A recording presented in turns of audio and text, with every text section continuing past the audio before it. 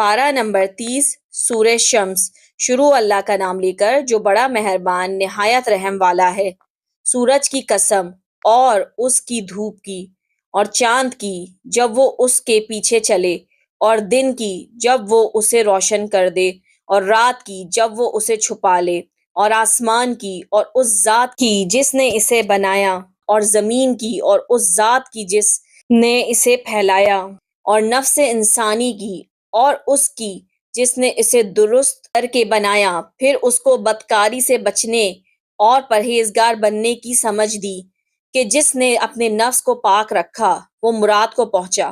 اور جس نے اسے خاک میں ملایا وہ نامراد رہا۔ قوم سمود نے اپنی سرکشی کے سبب پیغمبر کو جھٹلایا۔ جب ان میں سے ایک نہایت بدبخت اٹھا تو اللہ کے پیغمبر صالح نے ان سے کہا کہ اللہ کی اونٹنی اور اس کے پانی پینے کی باری سے خبردار رہو، مگر انہوں نے پیغمبر کو جھٹلایا۔ پھر اونٹنی کو مار ڈالا تو ان کے رب نے ان کے گناہ کے سبب ان کو نیست و نابود کر دیا، پھر سب کو برابر کر دیا، اور اللہ کو ان کے بدلہ لینے کا کچھ بھی ڈر نہیں۔